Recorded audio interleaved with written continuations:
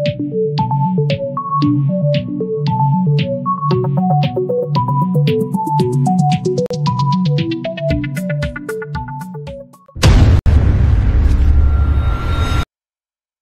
selamat datang dalam channel Kuliah Daring bersama saya Dudiman Hartono. Kali ini kita bertemu dalam mata kuliah produksi iklan multiplatform.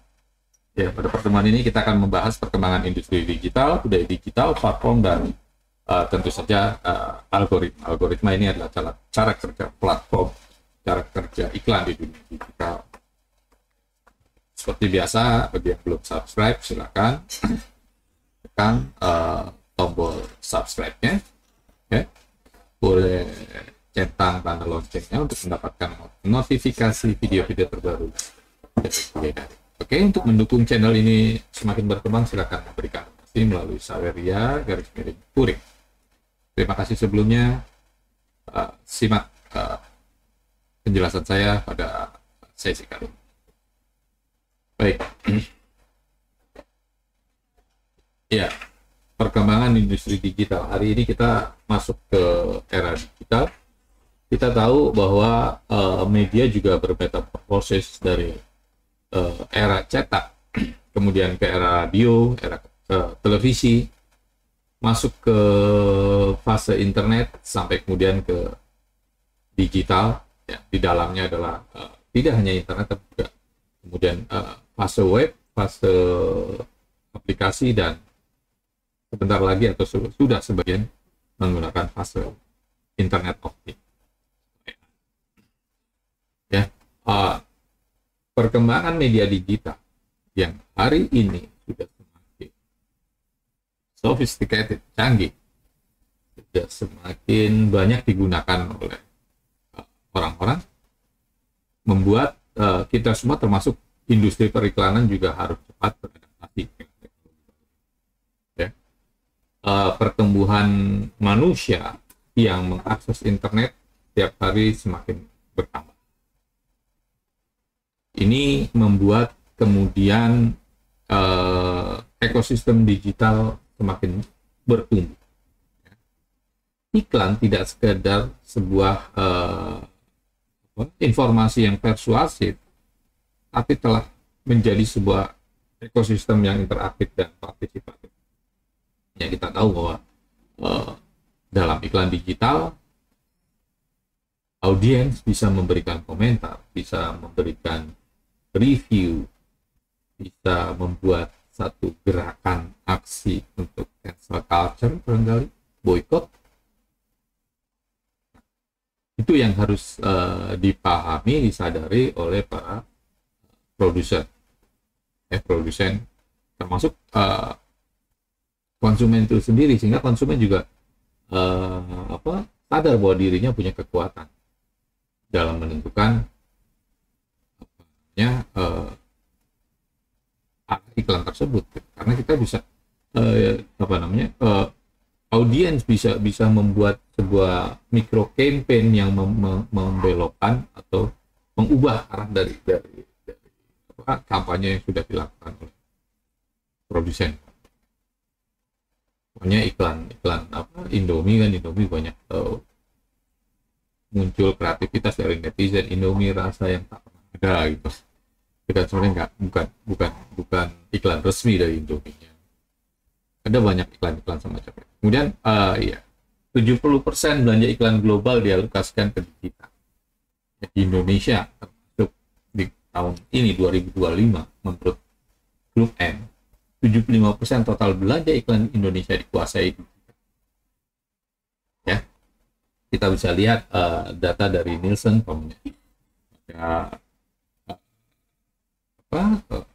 gambar atau icon Indonesia.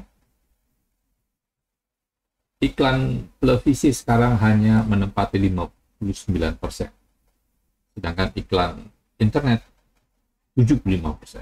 Itu gambar yang pink, itu iklan internet yang toskannya iklan televisi. Di Singapura bahkan iklan internetnya sudah sampai ke 91%. Taiwan 98%. Korea Utara juga 90%. Ya, Malaysia sudah 92%. Indonesia masih termasuk ketinggalan dalam perkembangan.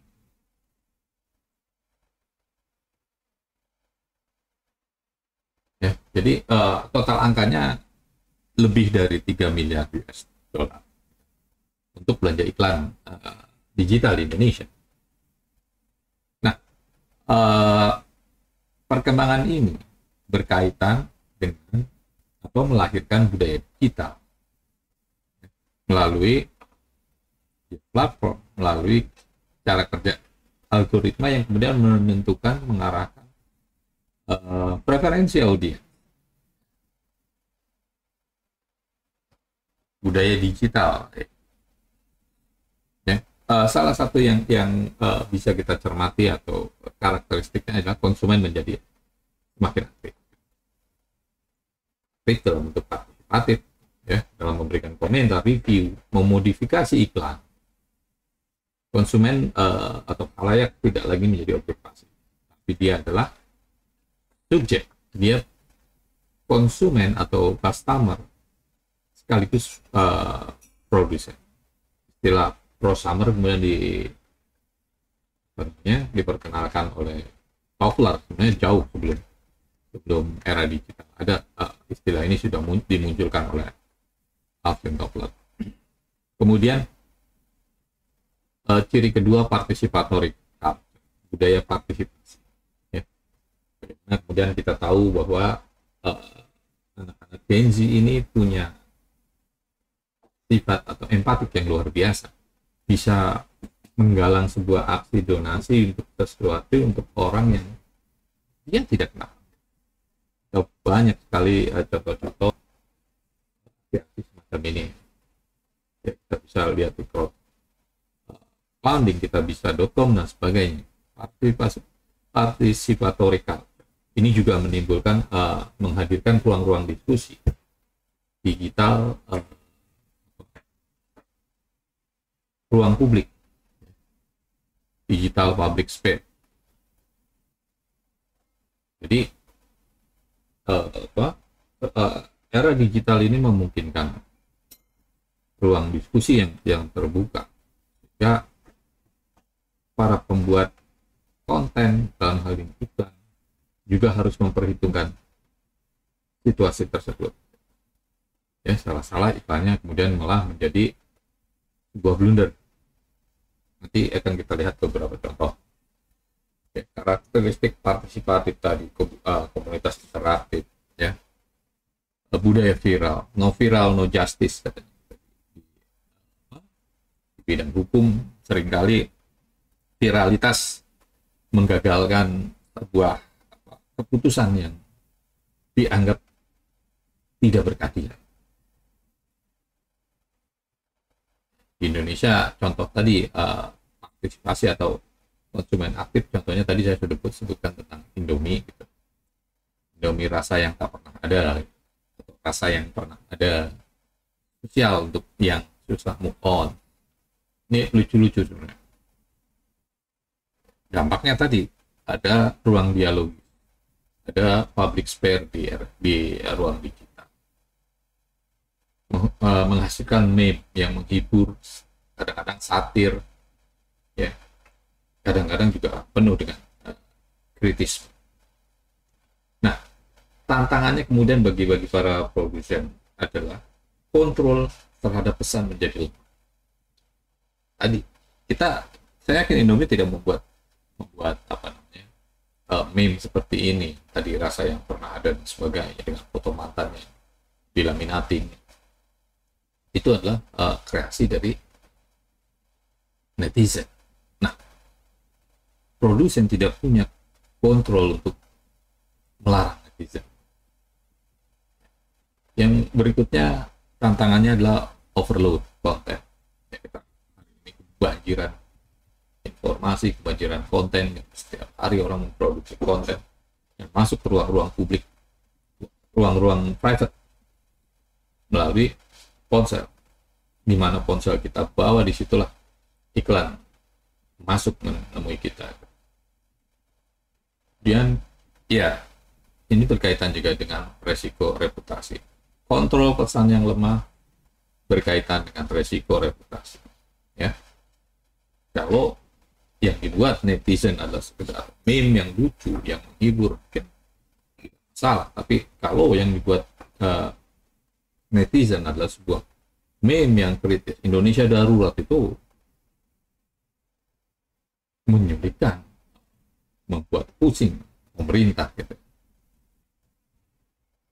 Ada banyak contoh yang bisa kita googling, searching.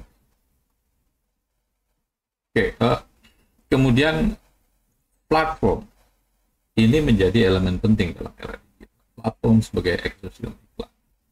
Ya, kita tahu Google, Meta, ya, Facebook itu, TikTok, dan marketplace lainnya seperti Shopee, Tokopedia, bahkan Gojek. Ini menjadi platform-platform yang telah bertumbuh menjadi sebuah ekosistem digital, ekosistem yang partisipatif. Mereka tidak hanya menawarkan barang dan jasa, tapi juga lebih dari itu.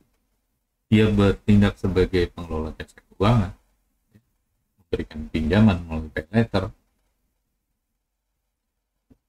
atau ruang-ruang lainnya yang terus akan bertumbuh. Kita tidak tahu lagi apa yang bisa dihasilkan oleh ekosistem semacam Gojek.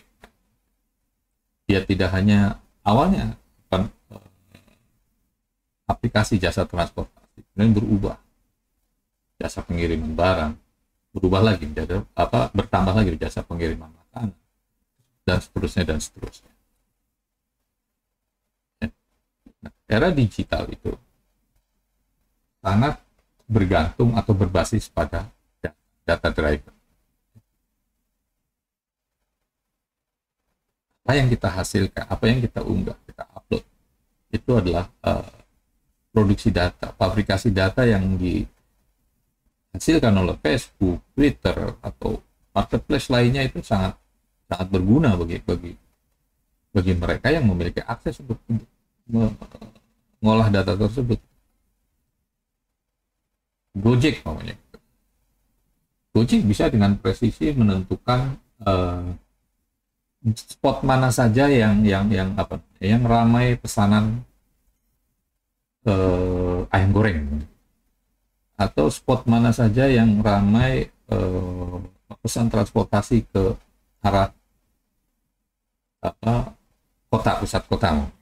Itu mereka punya data. Dan dengan presisi kemudian bisa menawarkan produk sesuai dengan yang diharapkan oleh audiens yang diambil dari data tersebut. Karakteristik berikutnya tentu self-service, real time, dan terintegrasi. Semua bisa kita lakukan sendiri. Contohnya di Google Ads, Facebook, TikTok Business, Shopee, dan sebagainya. Implikasinya tentu saja ya ada monopoli yang perusahaan-perusahaan besar yang memiliki teknologi yang jauh lebih canggih, modal yang kuat gitu. Ini akan membuat dia mengendalikan audiens melalui algoritmanya. Algoritma itu kan algoritma media sosial membuat filter bubble. Filter bubble itu dia akan menawarkan apa yang kita sukai. Kemudian ya karena kita membaca yang kita sukai saja, yang itu saja, kita masuk dalam ruang atau echo chamber, ambience yang itu saja juga.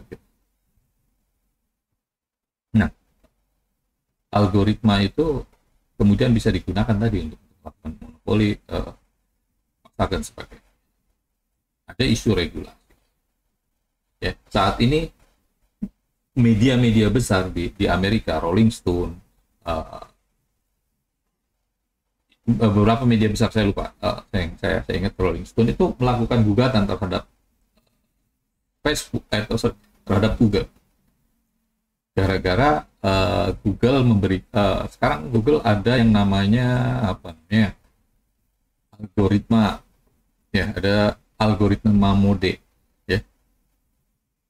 Algoritma mode ini menurut Rolling Stone dan kawan-kawan yang menggugat juga membuat orang malas membaca. Hati-hati. Iya, sepertinya memang orang tidak lagi akan menjadi pembaca yang baik karena ada algoritma, ada AI tersebut. Ya, pokoknya kita membutuhkan pencerahan terhadap sebuah tema, sebuah kasus, sebuah topik. Kita cukup di ChatGPT menanyakan itu, kemudian terus menggalinya sehingga pemahaman kita sudah cukup utuh tanpa harus membaca buku yang banyak. Ini akan menjadi satu soal sendiri. Apakah itu kemudian menguntung atau tidak? Kemudian ya muncul platform-platform lokal di era digital ini ya, meskipun ada fase atau proses globalisasi, juga ada glokalisasi, ada kesempatan bagi konten lokal untuk kita bisa contoh pada iklan-iklan semacam McD gitu. McD ada nasi uduk gitu. Tapi kalau kita cari cari nasi uduk di McD di Zimbabwe sana, di Burger King ada ayam panggang khas Indonesia yang nggak kita temui di gerai Burger King di negara lain. Itu munculnya konten-konten lokal, termasuk platform lokal. Kita bisa lihat Tokopedia, Gojek tadi, ada Bukalapak dulu yang sekarang sudah tidak. Nah, algoritma yang tadi saya singgung ini membuat kustomisasi atau personalisasi iklan. Ya, algoritma akan menyesuaikan iklan dengan minat, dengan perilaku atau lokasi orang yang mengakses. Ya. Jangan harap iklan di laman media sosial saya sama dengan iklan lama di media sosial Anda. Karena apa yang dimunculkan algoritma itu melalui tadi teknologi filter bubble itu dihasilkan dari apa yang saya atau kalian atau kita cari pada waktu sebelumnya. 1-2 hari ini saya sedang mencari bebek goreng. Besok lusa semua restoran atau produk terkait bebek goreng akan muncul di media sosial saya. Saya lagi nyari sepatu, akan muncul sepatu. Ya, tahapan proses algoritma itu adalah ya pengumpulan data dari mana? Dari unggahan kita, dari teks yang kita buat, teks yang kita upload, gitu, foto maupun narasi, ya. Kemudian diproses, kemudian didistribusi tadi dengan teknologi filter bubble.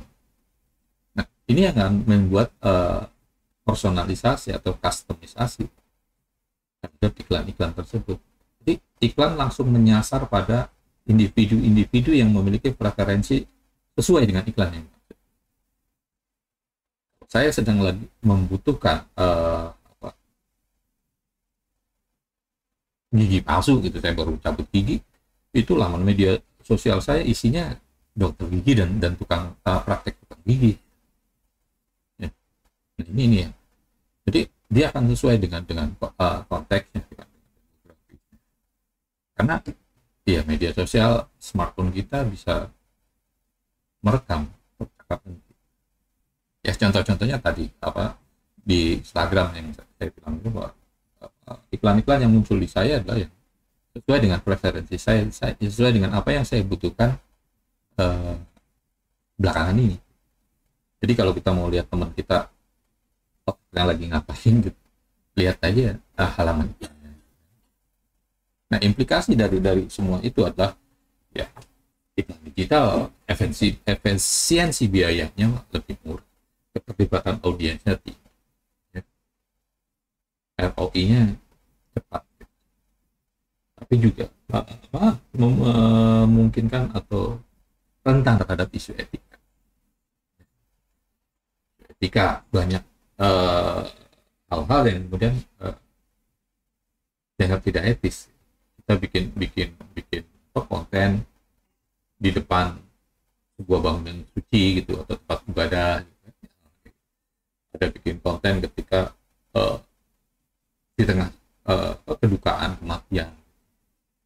Nah, itu muncul. Nah, ini ada gambar-gambar billboard tentang iklan lay mineral juga yang dianggap tidak etis. Ini billboard di Bandung ada headline bebas BPA jadi aman untuk bayi dan keluarga. Yang jadi masalah sebenarnya etikanya di sini adalah menampilkan foto anak-anak tanpa pendampingan.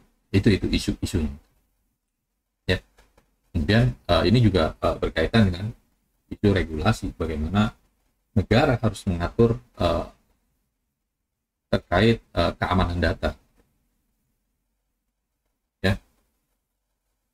Modal mereka untuk drive audience, untuk menguasai audience, untuk membuat algoritma yang canggih, yang presisi adalah data. Semakin mereka memiliki banyak data, semakin presisi mereka, semakin mudah mereka untuk mengontrol kita. Oke, tantangan dan implikasi. Ya, yang pertama, ya tadi overload konten iklan, fatigue, ada kelelahan terhadap iklan, banyak iklan yang masuk. Kemudian dominasi iklan platform global, platform besar Google, Instagram dan sebagainya. Hilangnya privacy, ini isu privacy ya, di era digital menjadi sangat krusial. Hampir tidak ada privacy karena ya kita seperti hidup di dalam toples. Ada isu tentang digital surveillance, jadi pengawasan digital di algoritma dari platform-platform tersebut pada dasarnya menggunakan data kita untuk membuat profiling, personifikasi karakter kita melalui data-data. Nah, itu kan artinya kita diawasi, ya. Dan ya contoh di sini saya menggunakan CTR global lebih dari 1%, bagaimana dominasi Google dan Meta yang menguasai lebih dari 7% belanja iklan digital di Indonesia. Kemudian implikasi strategisnya butuh konten yang lebih kreatif dan relevan. Ini anak-anak muda Gen Z, kalian sangat piawai dalam membuat konten, ya. Pentingnya kolaborasi antara influencer, komunitas. Bagaimana Tokopedia dan BTS tahun 2020 membuat sebuah campaign yang melibatkan fandom dari grup Korea tersebut. Kemudian butuh investasi menggunakan AI analytics atau programmatic ads,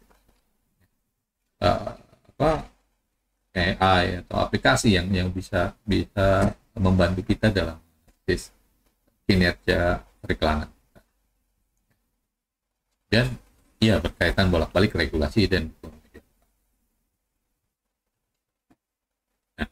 ini contoh ekosistem platform digitalnya seperti Google, Meta gitu kan. Ya, Meta punya Instagram, punya WhatsApp, TikTok, Twitter dan sebagainya. Marketplace di Indonesia banyak sekali. Media lokal yang kuat di Indonesia ada Kompas, Detik, Tempo, Grup Tempo, ada Kumparan. Fitur-fiturnya tadi berbasis data yang membuat pentargetan menjadi lebih mudah. Integrasi lintas layanan.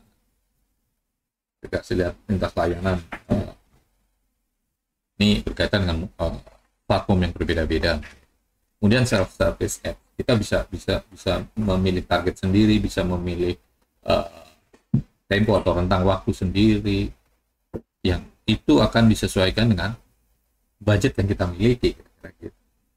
Ini menjadi kerja algoritma adalah tadi mengumpulkan data, kemudian melakukan proses aktivitas penggunanya seperti apa, sampai kemudian mereka membuat segmentasi dan baru mendistribusikan. Ya. Jadi algoritma itu pada dasarnya adalah urutan langkah logis yang disusun secara sistematis dan digunakan untuk memecahkan masalah. Ya. Sederhananya if then else. Jika ini maka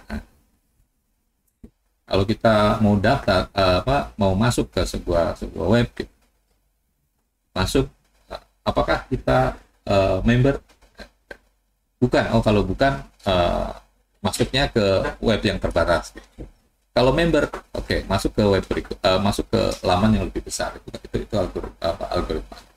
Nanti di dalam situ ada beberapa fitur lagi yang menjadi pertanyaan-pertanyaan. Ya prinsipnya seperti itu algoritma. Ya. Baik, terima kasih. Kita telah sampai pada akhir perkuliahan ini. Kita akan ketemu lagi pada pertemuan berikutnya. Sampai jumpa. Sebarkan benih kebaikan ilmu pengetahuan dengan men-share video-video kuliah daring. Kuliah daring, kuliah dalam genggaman.